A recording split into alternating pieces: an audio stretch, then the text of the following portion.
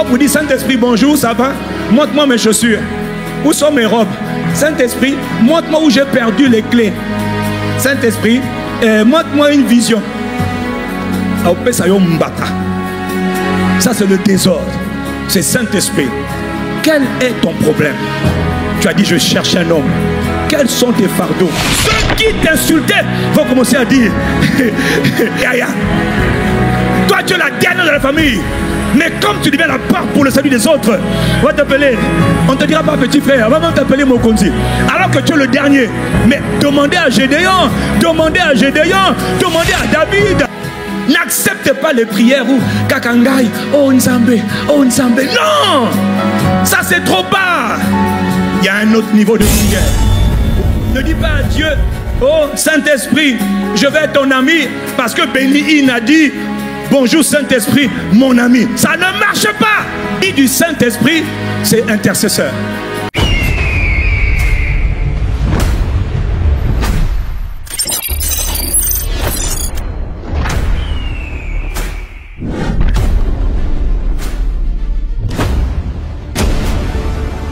Écoutez-moi, chaque esprit, chaque divinité, pour entrer dans une famille, dans une ville, dans un pays, dans une entreprise, il faut qu'il y ait une porte. Dis avec moi, une porte. Chaque esprit qui est rentré, chaque esprit maléfique qui est rentré dans notre famille, peut-être depuis 700 ans, tu ne sais pas, est rentré parce que quelqu'un a ouvert là. Quelqu'un a ouvert là, quelqu'un les a invoqués, quelqu'un a fait des alliances, quelqu'un a fait des sacrifices et quelqu'un s'est engagé, lui et toute sa postérité. D'accord, ils ont ouvert la porte. Mais j'ai une bonne nouvelle, par le sang de l'alliance éternelle qui a coulé sur la croix de Golgotha, entre Gethsemane le jardin et Golgotha, le sang qui a été versé à 7 reprises. Ce sang est tellement puissant.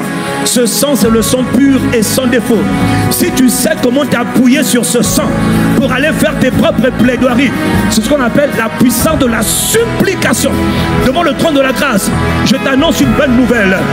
La porte qui avait été ouverte au faux Dieu peut être fermée et une autre porte peut être ouverte à travers toi par le sang précieux de l'alliance, le sang de l'alliance éternelle. Je n'ai pas entendu ton amen, il n'est pas venu jusqu'ici. Par une personne, une autre porte peut être ouverte. La porte, non plus de la malédiction, mais de la bénédiction. Tout dépend de ta capacité à devenir un intercesseur. Quelqu'un qui travaille avec le royaume de Dieu, pour que le royaume de Dieu rentre dans ta famille, va toucher tes aînés, va toucher tes frères, va toucher tes soeurs. Ceux qui t'insultaient vont commencer à dire on est désolé, Yaya, ils vont même t'appeler Yaya. Toi tu es la dernière de la famille, mais comme tu deviens la part pour le salut des autres, on va t'appeler, on ne te dira pas petit frère, on va même t'appeler Mokonzi, alors que tu es le dernier. Mais demandez à Gédéon, demandez à Gédéon, demandez à David, ils n'étaient pas les aînés. Oh, est-ce que je parle à quelqu'un? Oh. Un Gédéon peut devenir le Yaya des autres. Un Joseph, le dernier, peut devenir le premier dans la famille. Pourquoi? Il a ouvert la porte pour que Dieu sauve. Par Joseph, le reste de la famille a été sauvé. Que Dieu fasse de toi l'intercesseur de ta famille.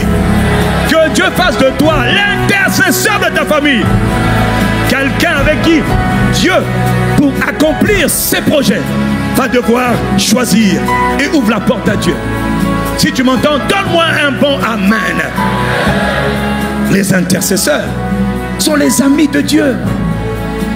Dieu ne peut rien faire. Et toi tu fais que dire, oui mais ma famille elle est maudite. Oui on sait. Elle est maudite parce qu'elle a été livrée à Satan. Mais de la même manière, si toi tu te consacres à Dieu dans le jeûne, dans le jeûne, dans le jeûne, dans la prière en faveur de tes frères, la même famille qu'on appelle famille maudite peut être transfigurée pour devenir une famille bénie. Parce que dans le sang de Jésus, c'est le sang de la bénédiction. Oh, le sang de Jésus, c'est le sang de la prospérité. Le sang de Jésus, c'est le sang de la gloire. Le sang de Jésus, c'est le sang de la richesse.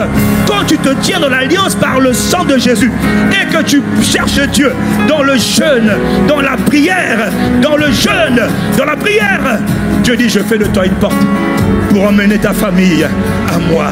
C'est ça que Dieu veut. Mais il faut des intercesseurs. Est-ce que je suis en train de parler à quelqu'un? N'accepte pas les prières où Kakangai, oh Nzambe, oh Nzambe. Non! Ça c'est trop bas. Il y a un autre niveau de prière où on dit: Père, tu connais mes besoins. Mais tu as dit: cherchez d'abord les intérêts de Dieu, le royaume de Dieu et sa justice, et toute chose vous sera donnée par-dessus. Mon Père, mon Dieu, je ne prie pas pour moi, mais tu connais mes besoins. Toi-même tu as dit: celui qui arrose sera lui-même arrosé. Je vais prier 30 minutes. Rababo Satakata. Je prie mon Dieu.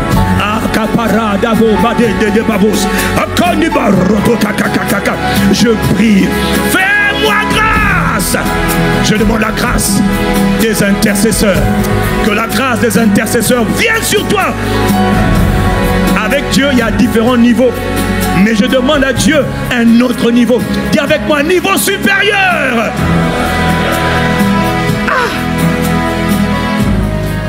Les intercesseurs sont les amis de Dieu. Ne dis pas à Dieu: oh Saint-Esprit, je vais être ton ami parce que Béni a dit: bonjour Saint-Esprit, mon ami. Ça ne marche pas. Ami du Saint-Esprit, c'est intercesseur. Ami du Saint-Esprit, c'est intercesseur. La communion avec le Saint-Esprit. On vous dit: Saint-Esprit, bonjour, ça va? Montre-moi mes chaussures. Où sont mes robes? Saint-Esprit, montre-moi où j'ai perdu les clés. Saint-Esprit, montre-moi une vision. Ça, c'est le désordre. C'est Saint-Esprit. Quel est ton problème? Tu as dit: je cherche un homme. Quels sont tes fardeaux? Oh Saint-Esprit, révèle-moi tes fardeaux et dépose dans mon cœur ce qui est dans ton cœur. Il dit: ah Yves, je vois Kinshasa, je vois Brazzaville, je vois la nation, je vois la jeunesse, je vois les vieux, je vois les veuves, je vois les orphelins, je vois la pauvreté.